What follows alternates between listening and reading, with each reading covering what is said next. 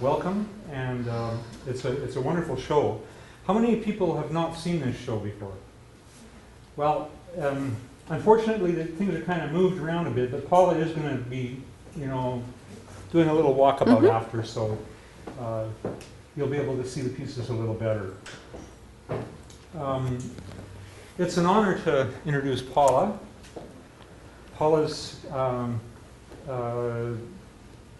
got her degree in English from Waterloo, I believe. And then, I don't know what made you decide to start playing in the mud, but she did.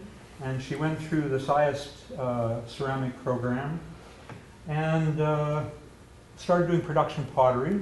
Really nice stuff, really functional stuff, nice looking stuff, and then morphed into doing some sculptural things along the way, culminating in her doing her BFA in 2010 at the U of S here.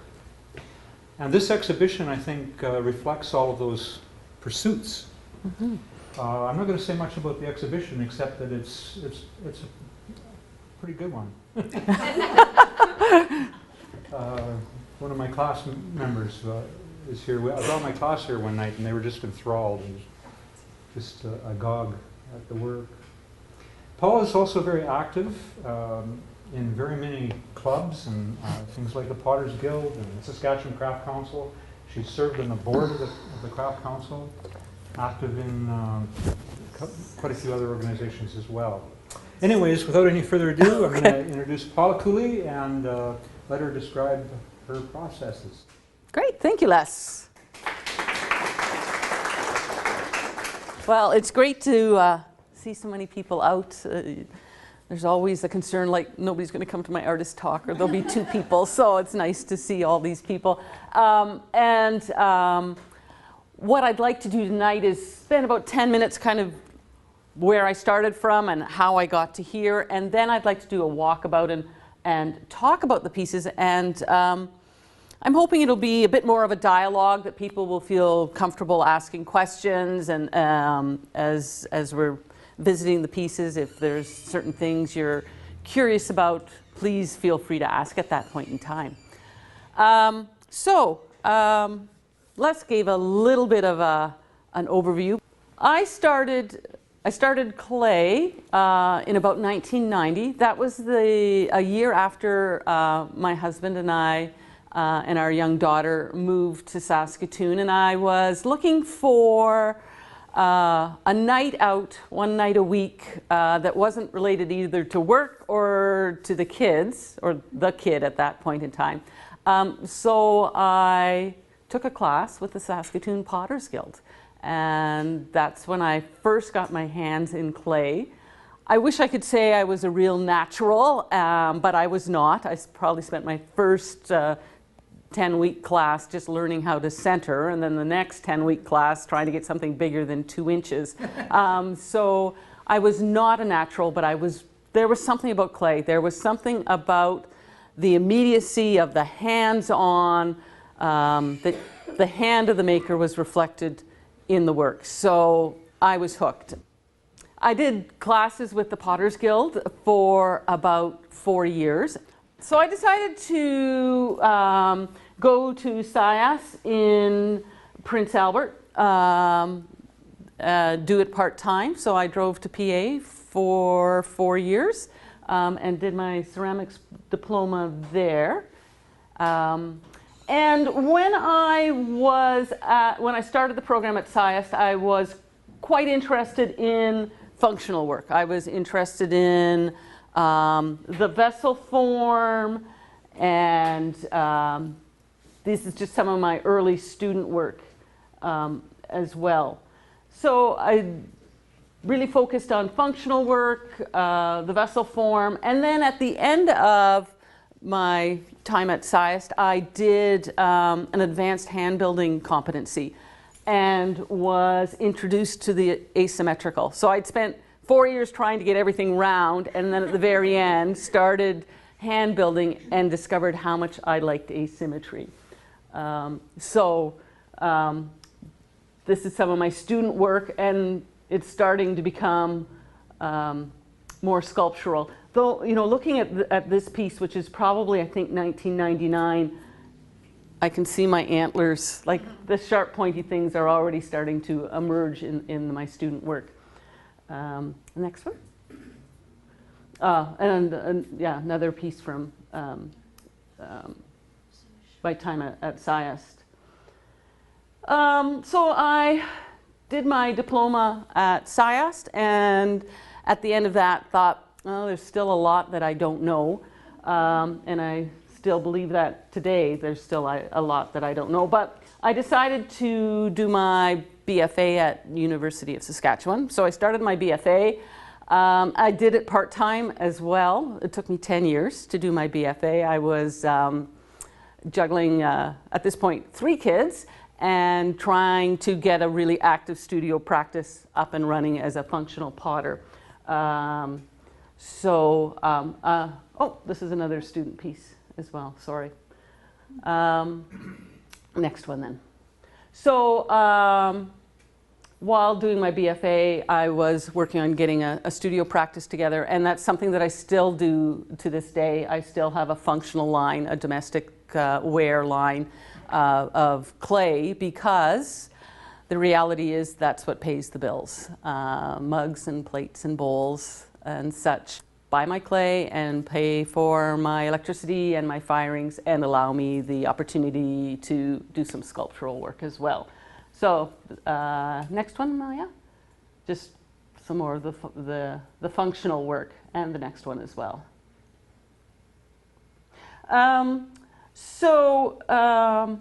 Doing my BFA, I did it in sculpture. And it introduced me and challenged me to begin working with different materials. And at first, I was really uncomfortable not working in clay, because that's what I knew. Susan Shantz and Alison Norland, my profs, sculpture profs, you know, really said, no clay for you, work in something different. So this is cast aluminum. This is a welded rod with wax and wire. So I discovered, much to my surprise, how nice it was to work with other materials other than clay. There are things that metal and wire can do that clay just cannot do. So that was kind of my introduction into other media. 2010 was, I would say, a fairly pivotal year for me for 2 reasons. First of all, I had a CARFAC mentorship with Anita Rockamora, which was a really great experience. I went into that mentorship with Anita really wanting to focus on introducing other media into my work. Next one. So this is some of the early pieces that I was doing with Anita. A raku piece with some metal rod. The next one. This was, I did this, welded the sculpture actually with Les in one of the USCAD welded sculpture weekends. And then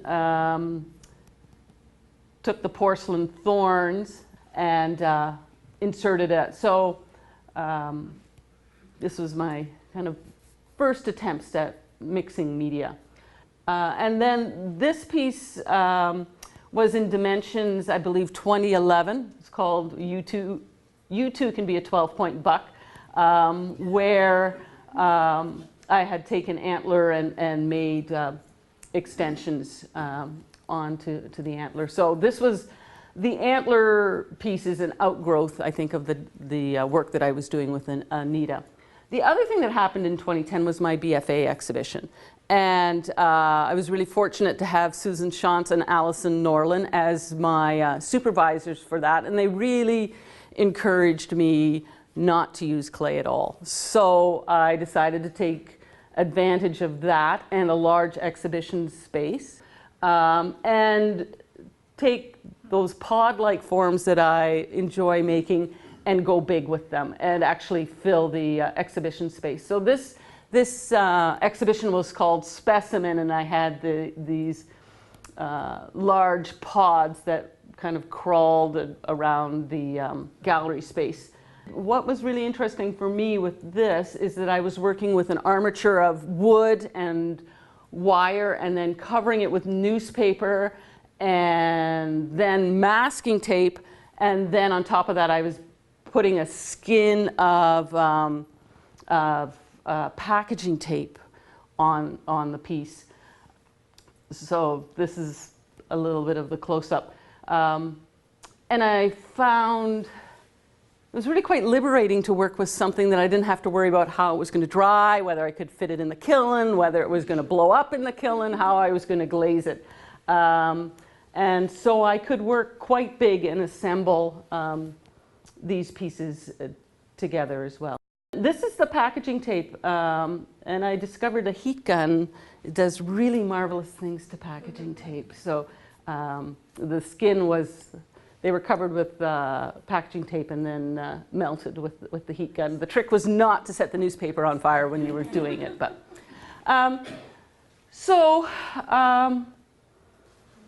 this is what I did for my BFA exhibition, and I discovered it was really quite liberating to work with other materials, but I also discovered that I still really liked clay. There was still something about clay with my hands in clay. You know, you squeeze a masking tape, something doesn't happen, but you squeeze clay, you know, your mark is there. So I knew that I still wanted to work with clay, but I also thought, yes, I need to keep working with other media.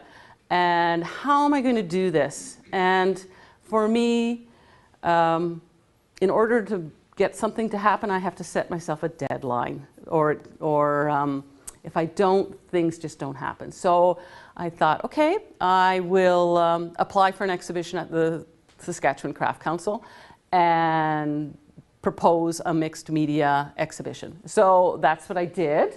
And I was fortunate, lucky enough to be accepted, and that was the beginnings of this exhibition.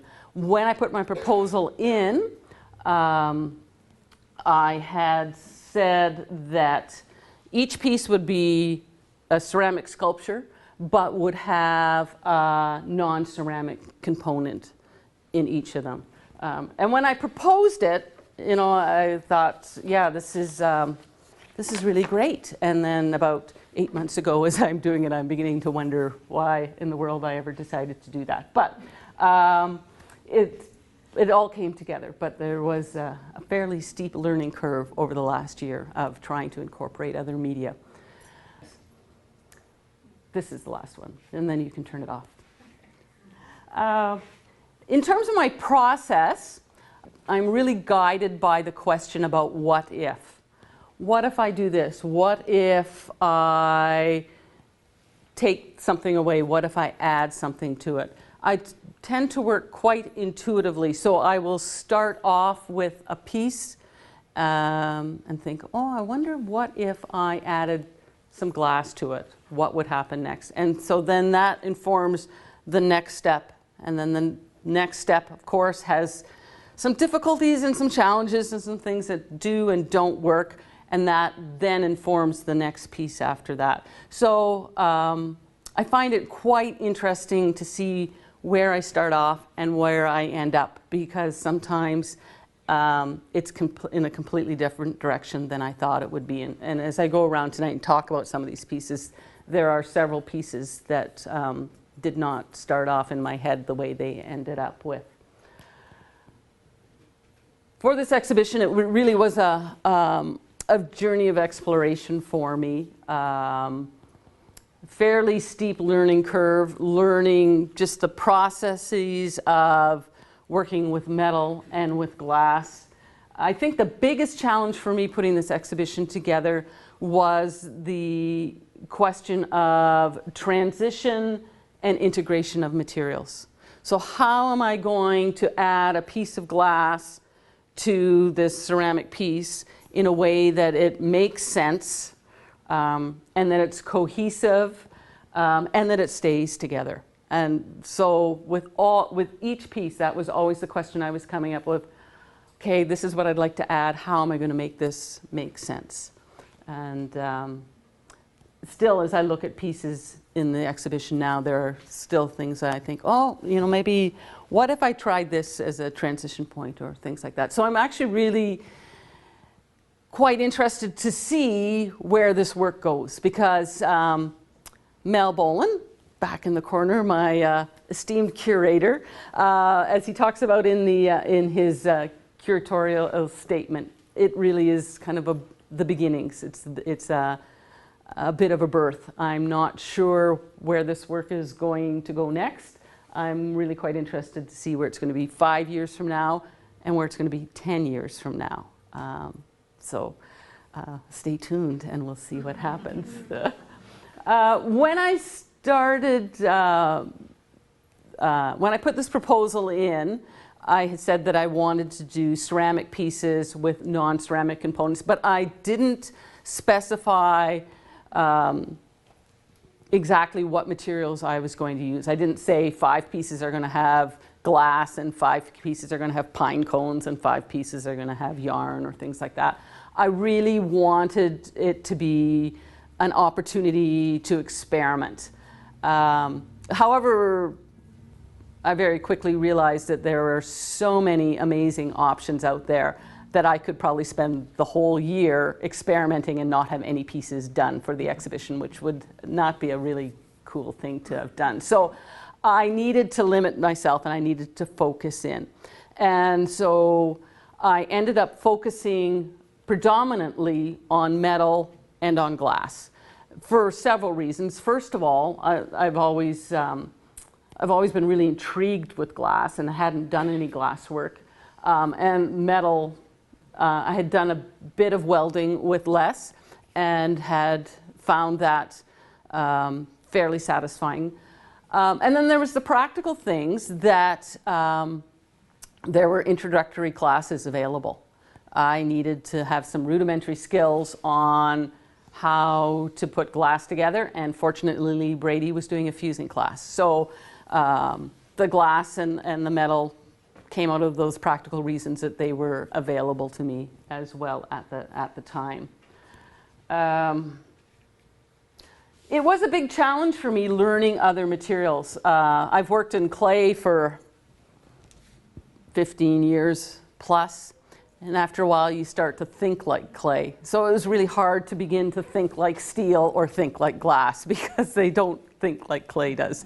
I really found at times it was challenging not to put my hands on those materials. There were times with the glass I thought if I could just get my hands in and just bend it this way when it was hot, or if I could do that with metal, but of course that would just be bad. But it was learning to let those materials be what they wanted to be rather than what I wanted them to be. The glass, I've always been attracted by its color and its transparency. So with the glass pieces, right from the very beginning when I was doing a class with Lee, I was very aware of how am I going to attach the glass to clay. And epoxy is the obvious one, but I decided that I wanted to try something else other than epoxy, simply because sometimes epoxy is just really messy to work with, and I didn't want to have to be fussing around worrying about my epoxy showing and such. So with the glass pieces such as this one, any of the ones in the frames, I started by taking loops of wire and putting the wire in to act as a hanger. And this is where this really interesting progression for me comes, is I added the wire, and I actually really quite liked the wire sandwich between the glass. It reminded me of, you know, the fossilized ants that have been caught in amber. And I thought that's really interesting how something is sandwiched between the glass. So from there I thought I'm going to try sandwiching different materials, different inclusions between the glass, because I liked how it changed the glass. So that was quite a discovery for me about what you can and cannot include in glass. I had a number of blowouts, bubbles, things like that. Played around with washers. I had copper filings in. I had different industrial found objects. What I found in the end that worked well for me was copper wire. Several of them actually have jewelry findings in them. The one on the back there. Yeah, and those. I found that if I took jewelry findings and bashed them really hard and flattened them down, I couldn't put them in there as well. And then once I started putting the inclusions in, I also then started playing around with fiber paper and really liked how you could introduce shadow into glass and how that changed things as well. Now, once I'd kind of come up with my glass panels, the next challenge was then how do I integrate it into the clay? How do I have it as a cohesive unit? So started repeating some of the wire designs. For example, the one back by Vivian, you know, some of that wire design. The lovely thing about clay is you can carve into it and add to it, and so that's what I started doing with the clay, so that the same elements were repeated in the glass as well as the ceramic. Initially, I had planned these to be on the wall, to be wall pieces, and then I hung them on the wall and they just died. Glass light is so pivotal with glass. I kind of knew that hypothetically, but it wasn't until I hung a piece on the wall and realized that it died, that I would have to do something to get light on the piece. So this is where I then had the stands done so that I could have the piece a little more flexible about lighting. And it was really neat when we were installing the exhibition and Les was lighting these and I was getting these lovely reflections on the wall. It was quite a treat to see that. And I was quite pleased once they got on the stands as well. To me, they had references to ritual objects, masks or shields or things like that. And I've always really been interested in African art, and it was neat to see how that influence was kind of coming through, even though I hadn't intentionally said, I'm going to make something that references a shield. It was quite lovely to see that influence come through subconsciously as well. So those are the 4 glass pieces. And feel free, if you have questions or you know, there's something you want to know, please feel free to ask. This one here, so these are jewelry findings that, that I added and then took screws and epoxied them into this as well. And this one over here, same thing with jewelry findings and stringers and incised and carved. You know, people have actually talked about them looking mask-like, and I can see that even though I hadn't necessarily intended them to look mask-like, I was quite pleased to see that come out. This piece here is called Prickle, and I did this up at Emma Lake Kenderdine campus with Bonnie. We did a welded workshop, sculpture workshop. And with this prickle as well as the prickle at the other end, with both of them, I was interested in referencing both creature and plant. The idea of, with a lot of my work, I like that idea of something that looks as if it might move, something that might kind of creep across the floor, crawl across the floor, or invade your garden. So I was looking for something that was animate, but at the same time, while it referenced creature, could also reference the Virginia creeper that takes over your backyard. And with this one, my transition, I spent a lot of time trying to figure out how to make this transition point between the metal and the clay. I tried a lot of different things, but finally ended up with hemp, because I like that. That almost looks like, I don't know what the word is for the plant part, but that it's growing off of there. All of these, you've got, it seems to me, you've got distinct groupings. You know, you've got your glass and clay bits, you've got these metal bits, and then you've got the predominantly clay bits. Is that how you work them? In groupings? No, not really. Some of them progressed from, and I'll talk about the when I get over there, the de la Mer and the Sewerage pieces. They were a definite progression of work. But when I was making these, I would probably be working on 3 or 4 different pieces at a time, and it wouldn't always be the same piece. So I might have because clay, as you know, needs time to dry. So I quite often would have several made drying, and while they're drying, then I'm on to this one as well. So yeah, there wasn't, you know, I didn't have a month marked off as prickle month and a month marked off as glass month. It was, yeah, some days it was a prickle day, prickle morning, and the afternoon was like trying to get the glass pieces together.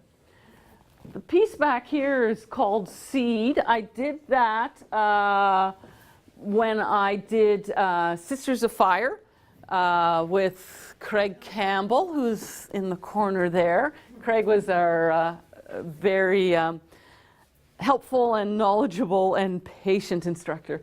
And that was the first time I had worked with metal in forging.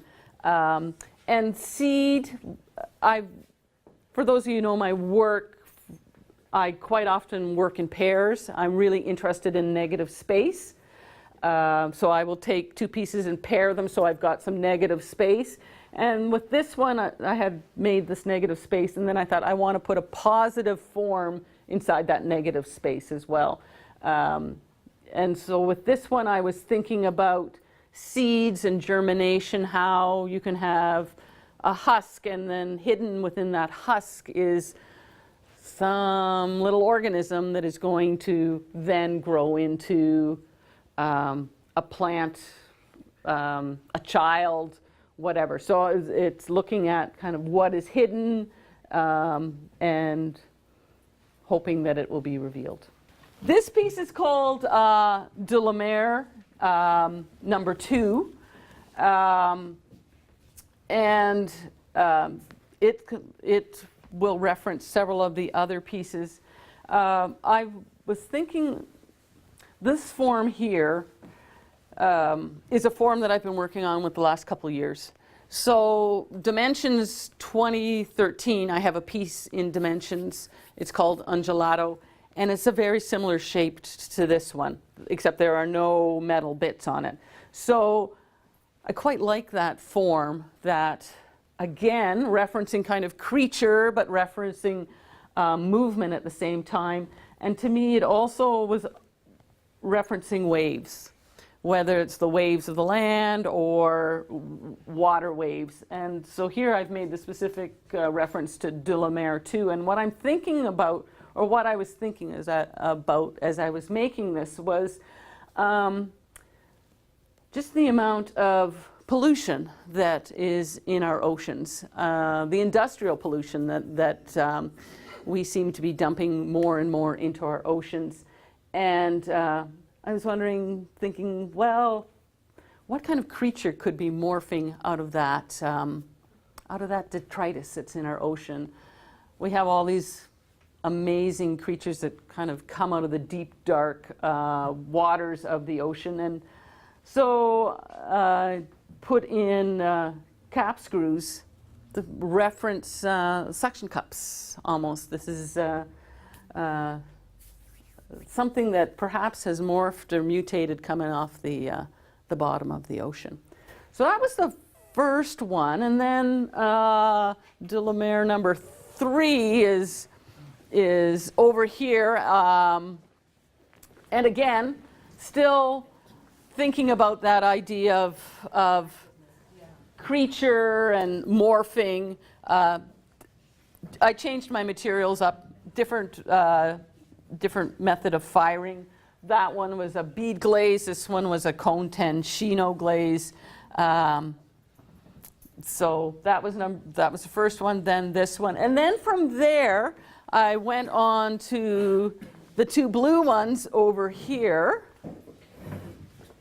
Glimmer and Glint.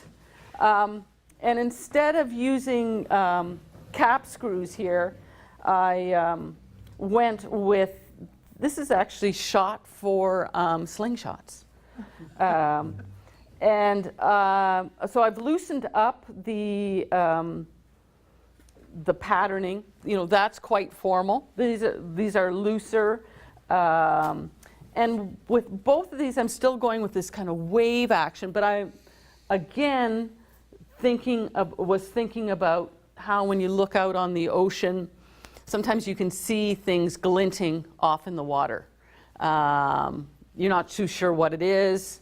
Is it a ship? Is it buoys? Or is it oil barrels bouncing around? So this is what I'm referencing here for myself, is what am I kind of seeing on the spine of the ocean, so to speak. These pieces are called Surge. So was thinking about storm surges, specifically about the tsunami in Japan as a result of the earthquake. And I was also thinking about Hurricane Katrina and how the ocean has that power to consume, how the ocean can almost be jaw-like. So I'm trying to get some notion of menace here, and was trying to get the idea of froth on the water, or white caps, or whatever. So there's some beauty, but there's also some menace with this. 2 years ago, I was fortunate enough to go to Dungeness in England and walk the Shingle Beach, and was just absolutely amazed at the rocks that the ocean swell had brought up, and how they had sculpted the rocks and how they had changed the rocks. So I spent pretty well that whole afternoon at Dungeness Beach walking with my head down, picking up rocks. And this is referring to the rocks and the stones that are brought up by the ocean and how they are sculpted by the ocean.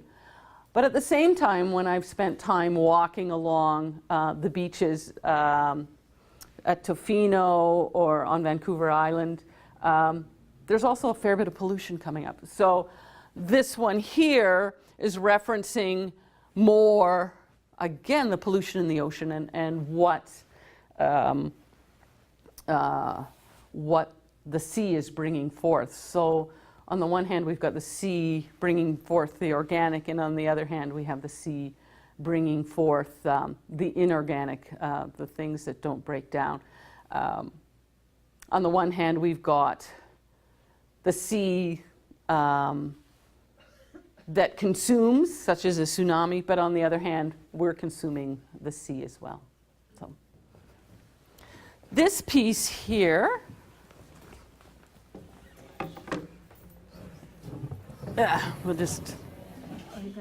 I'm just going to bring it out. I'm the artist, so I can move things around. This piece is called Tundra, and again, did it with Sisters of Fire, with Craig. I had started off learning some basic skills about how to change a metal rod. So I was learning how to taper a rod and then jumping up.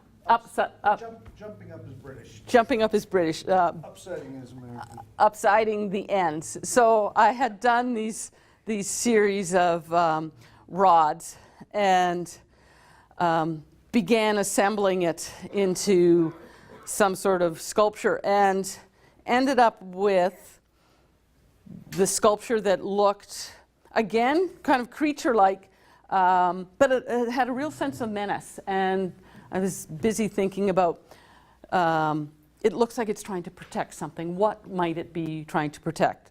And had some discussion with Craig as well as Donna Chisholm, who was there, about this piece. And we really felt that it needed to be protecting something. So I decided to make an underbelly out of porcelain. I wanted that idea of fragility.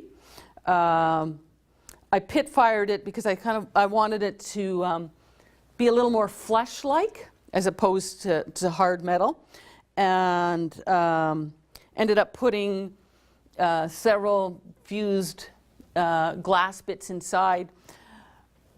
They could be referencing eggs, they could be referencing jewels. I wanted tundra, which again comes from the OED, and is actually an archaic word for tender. I wanted tundra to be protecting something. So here it is. Is it protecting its belly? Is it protecting its precious jewels? Is it protecting its offspring? Undergrowth is another riff on tundra. So when I'm out in the forest, I always find it really interesting to see what's underneath things. So if you turn over a rock, if you turn over a log, what do you find underneath? Quite often creepy crawlies, but sometimes you find some really beautiful lichens or formations. So I was thinking about what might be nestled underneath antlers that had been lying on a forest floor. And Mel actually told me a really lovely story about being grasslands. And they actually came across antlers where a bird had made a nest underneath. So again, this is referencing, and as Les had talked about earlier, things that are kind of hidden and unseen until you take the time to look for them as well. Embraced, beside Jeff here, this is a piece that when I initially started off, I had made the tree form, and I wanted it to be quite gestural. I wanted it to kind of reference the human form as well. It could be a tree, it could be somebody dancing.